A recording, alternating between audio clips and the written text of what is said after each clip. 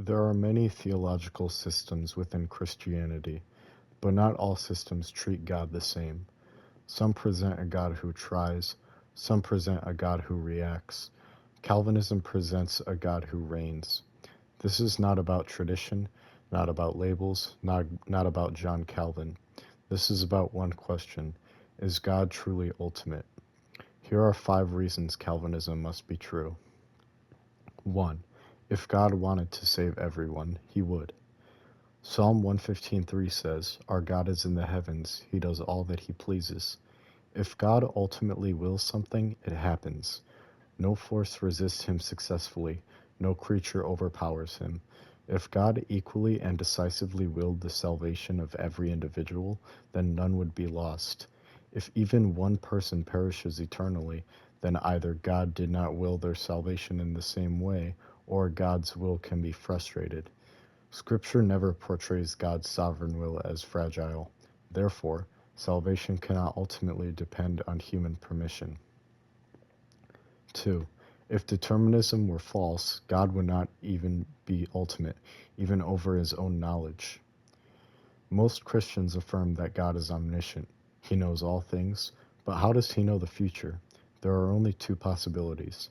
Either God knows the future because he decreed it, or he knows the future because he foresees choices that arise independently of his will. If the second is true, then human decisions exist logically prior to God's knowledge of them. They are not grounded in his decree, they are grounded in themselves. Consider an analogy. If I place objects into a box, the box does not determine its contents. It merely receives what I put into it. It does not control what appears inside. Now apply that to divine knowledge. If libertarian free choices arise independently of God's determination, then those choices enter God's knowledge without being grounded in his will. Even if he eternally knows them, they would still be realities he did not author. That would mean something outside of God ultimately explains the content of his mind.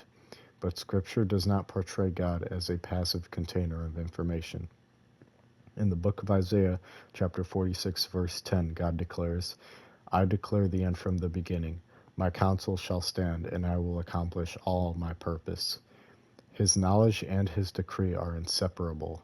He does not merely foresee history, he brings it to pass. If even one event is ultimately undetermined by God, then something exists independent of his sovereign will. And if something exists independently of his sovereign will, he is not ultimate over it.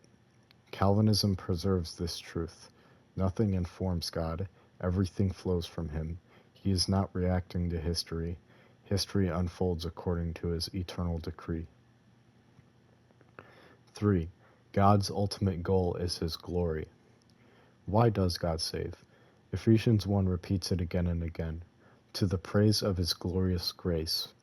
In the book of Isaiah, chapter 46, verse 11, God says, "My glory I will not give to another."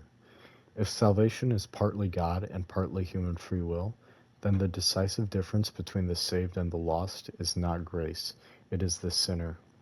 But Epistle to the Romans 11:36 says, "From him and through him and to him are all things." Salvation must be from him, through him, and to him. Calvinism alone ensures that no human can claim to be the ultimate cause of his salvation. All glory remains where it belongs, with God. 4. If Jesus died for everyone, everyone would be saved. What did the cross accomplish?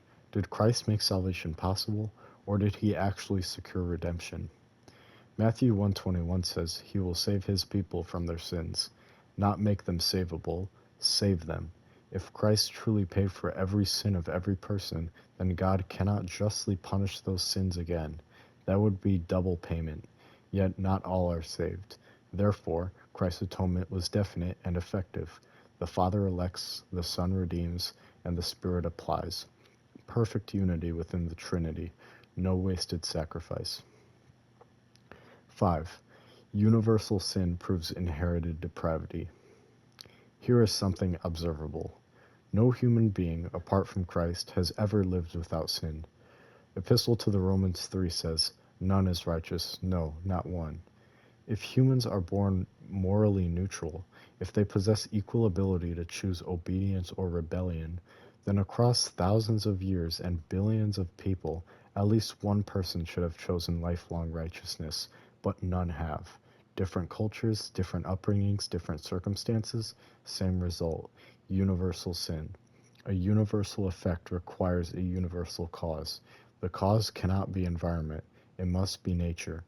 We do not sin merely because we imitate, we sin because we are sinners. And if humanity is spiritually dead, then only sovereign grace can bring life. Dead men do not resurrect themselves. Calvinism is not cold fatalism. It is the recognition that God is truly God. His will is never frustrated, his knowledge is never informed by something higher, his glory is never shared, his cross never fails, and his grace never depends from beginning to end. Salvation belongs to the Lord, and if salvation belongs to the Lord, then Calvinism is not merely one option among many, it is the only system that consistently takes that truth seriously.